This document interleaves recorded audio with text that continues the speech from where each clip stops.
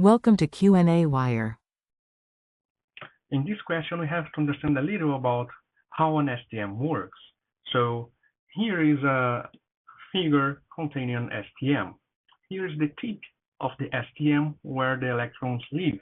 Let's say it like that. And what happens is that the electrons will eventually jump to the surface of the specimen. But in order to do that, they need a certain energy. And this energy is U0.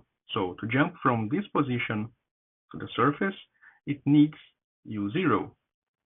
So this is the necessary energy for the electron to make that jump. But they actually don't have all this energy available. They only have a limited amount of energy, which is given by E. So they only have some energy, say E, which is this one. Therefore, classically, they would not be able to make that jump. But quantum mechanically, we know that this is only a finite potential barrier, and there is a probability of tunneling through that barrier. So we can model the situation using that hypothesis. Now note the following. Initially, the distance from the tip to the surface of the specimen is unknown, and it is given by L. So this distance is equals to L. The only thing that we know is that this distance will be increased by 0.020 nanometers. And then we have to work out how does the tunneling current will change. So the change of the tunneling current will be equal to the change on the transmission coefficient. So we have to calculate what is the change in the transmission coefficient in this situation. And how can we do that? Well, let's model this as follows.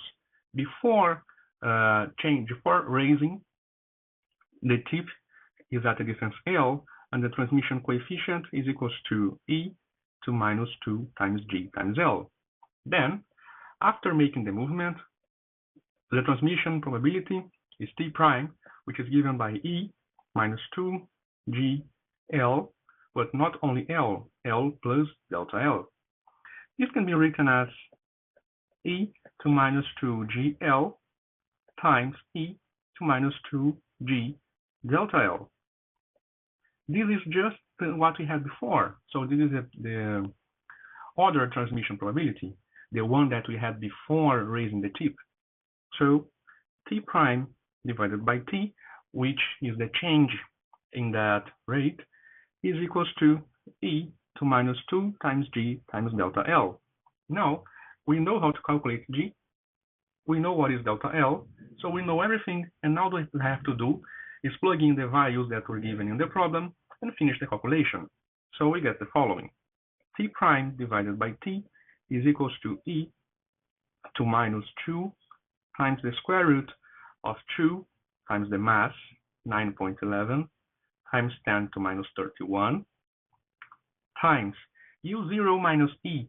U0 minus E is the work function, so the necessary energy for the electron to make the jump.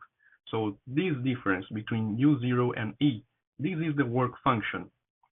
Then U0 minus E is 2.28 electron volts, but we have to convert from electron volts to joules before plugging in this equation. Therefore, to do that, we multiply this value by the electron charge, which is 1.6 times 10 to minus 19. This whole thing is under a square root and multiply it by delta L, which is 0.02 times 10 to minus 9 because of the nano prefix that we had. Then this whole thing is divided by h bar. So we divide this whole exponent by h bar, which is 1.055 times 10 to minus 34. This gives us T prime divided by T as approximately 0.734. Then it means that the transmission coefficient is decreased by approximately